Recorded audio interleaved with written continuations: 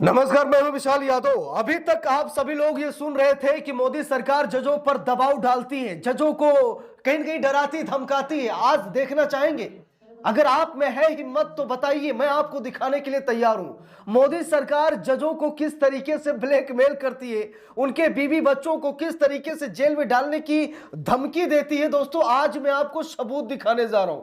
कोई जज सरकार के खिलाफ क्यों नहीं जा रहा है। अक्सर हम सभी लोग न्यायपालिका पर टिप्पणियां करते हैं, लेकिन भैया किसी का गला दबा करके अगर उससे काम कराया जाए तो वो काम करने के लिए मजबूर हो जाता है, चाहे आप हो या फिर हम हैं।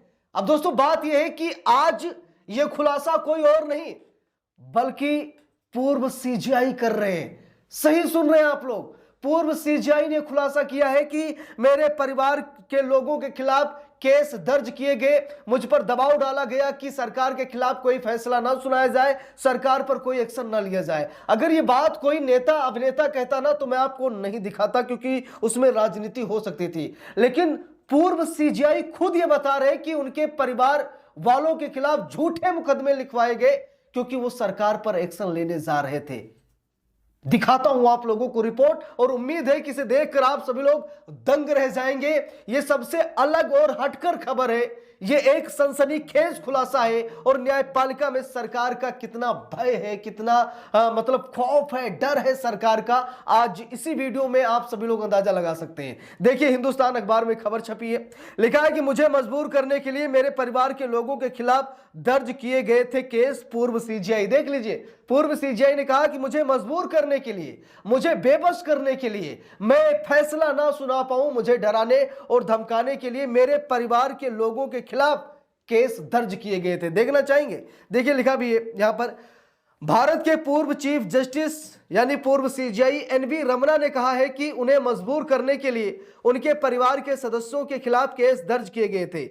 वीआईटी एपी यूनिवर्सिटी के 5वें कॉन्वोकेशन में बोलते हुए जस्टिस रमना ने पिछली वाईएसआरसीपी सरकार का नाम लिए बिना कहा कि न्यायपालिका के वे सदस्य भी जिन्होंने संवैधानिक सिद्धांतों का पालन किया, उन्हें दबाव का जुल्म और सामना करना पड़ा। देख लीजिए, ये मेरे शब्द नहीं है, ये पूर्व सीजीआई जस्टिस एनवी रमना साहब के शब्द हैं। उन्होंने कहा कि न्यायपालिका के वो जज या वो सदस्य जिन्होंने संवैधानिक सिद्धांतों का पालन किया, उन्हें दबाव और जुल्म का सामना करना ही पड़ा। यानी कि जिन्होंने निष्पक्ष होकर फैसला सुनाने की कोशिश की, जिन्होंने संविधान को सर्वोच्च रखा और देश की प्रगति न्याय करने के लिए काम किया, उन्हें अक्सर जुल्म और दबाव का सामना करना ही पड़ा है।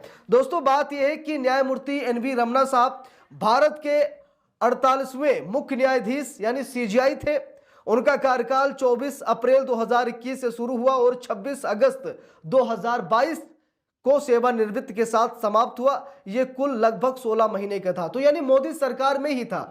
आप लोग ये सोच रहे होंगे कि एनवी रमना कहीं ज्यादा पुराने समय के तो नहीं है। नहीं भाई, 2021 से 2022 यानी 24 अप्रैल 2021 से 26 अगस्त 2022 तक का उनका कार्यकाल था। यानी मोदी सरकार में ही सीजीआई थे एनवी रमना साहब, और एनवी रमना के परिवार वालों पर किस तरीके से जुल्म ढाए गए सरकार की तरफ से, वो देख लीजिए। देखिए, खबर में लिखा भी है, उन्होंने आगे कहा कि ऐसे समय में जब कई पॉलिटिकल लीडर कोई स्टैंड लेने या चुप रहने में हिचकिचा रहे थे, ये देश के जज, वकील और कोर्ट थे जो अपने कॉन्स्टिट्यूशनल वादे पर डटे रहे। सरकारें भले ही बदल जाएं, कोर्ट का कानून का राज स्टेबिलिटी का सहारा बने रहते हैं, और कानून का राज तभी बचता है जब लोग पब्लिक में अपना भरोसा दिखाते हैं, सुविधा के लिए अपनी ईमानदारी छोड़ने से मना करते हैं। पूर्व सीजीआई ने अमरावती से अपने जुड़ाव को याद करते हुए कहा, मैं अमरावती के किसानों के जज्बे को सलाम करता हूं जिन्होंने हिम्मत से सरकारी सिस्टम की ताकतों का सामना किया।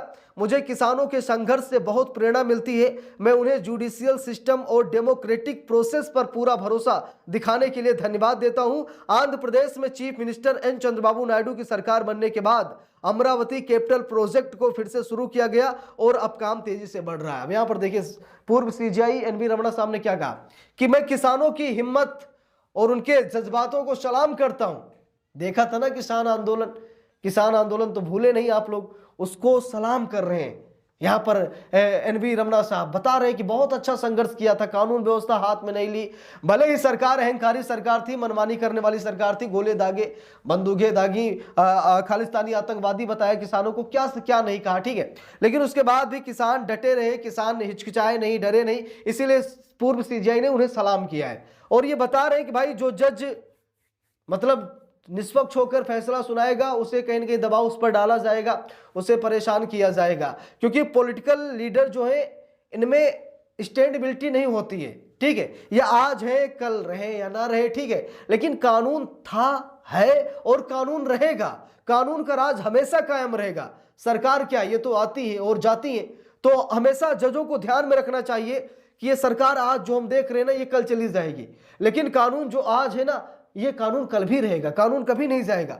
तो जजों को हमेशा ये बात ध्यान में रखनी चाहिए और सरकार से बिना डरे उन्हें निरंतर फैसला सुनाना चाहिए निष्पक्ष होकर।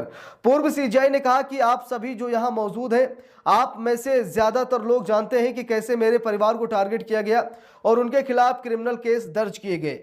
ये सब सिर्फ मुझे मजबूर करने के लिए किया गया था और मैं अकेला नहीं था, मेरे साथ बहुत सारे ऐसे जज थे, निष्पक्ष जज थे, जिन्होंने हिम्मत दिखाई, निष्पक्ष होकर फैसला सुनाने की कोशिश की, तो उनके साथ मतलब ऐसा ही बुरा बर्ताव किया गया।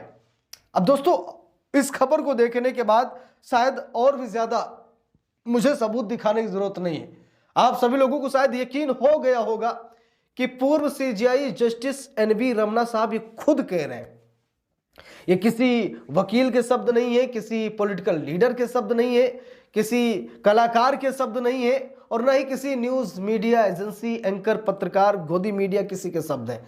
ये शब्द हैं जस्टिस एनवी रमना साहब के।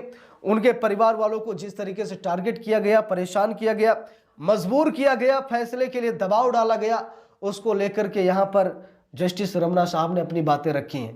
तो दोस्तों, ये सच्चाई है कि सरकारें दबाव डालती है, चाहे राज्य सरकार हो, केंद्र सरकार हो, चाहे जिसकी सरकार हो, वो अपने आप को राजा समझ लेते हैं, अपने आप को संविधान समझ लेते हैं और अपना संविधान बनाने की कोशिश करते हैं कि हमारे संविधान में तो ऐसा ही है, हमें जनता ने चुना है, अब आप जनता से बढ़कर हैं। यानी कभी कभी सरकारें क्या करती हैं कि जजों को भी धमका देती हैं, डरा देती हैं, कोशिश करती हैं कि हम सबसे बड़ी पार्टी हैं, हम हल्ला करा देंगे, हम हमला करा देंगे, हम ऐसा कर देंगे, वैसा कर देंगे, देश का माहौल खराब हो जाएगा। तो जज भी थोड़ा सा मतलब डरते हैं कि पब्लिक में निकलना है, बाहर जाना, घर जाना है, ठीक है। तो थोड़ा सा मतलब समस्याएं होती है और ये सच्चाई है हमारे देश की कि निचली अदालत के जज जमानत याचिकाओं पर सुनवाई नहीं करना चाहते हैं। अभी जमानत दे दे तो दिक्कत, ना दे तब भी दिक्कत। तो बात यह है कि जज थोड़ा सा वो भी इंसान है, डरते हैं। और एनवी रमना साहब के शब्द सुनकर शायद और भी ज्यादा मुझे कुछ कहने की जरूरत नहीं। आप सभी लोग इतना समझदार हैं, समझ गए होंगे। बाकी जो भी आप लोगों की प्रतिक्रिया है आप लोग कमेंट करके जरूर बताइएगा और इस वीडियो को ज्यादा से ज्यादा लोगों तक शेयर कीजिएगा। अगर चैनल पर नए हैं सब्सक्राइब करके सपोर्ट कीजिएगा। मिलते हैं दूसरी वीडियो में, तब तक के लिए बहुत बहुत धन्यवाद।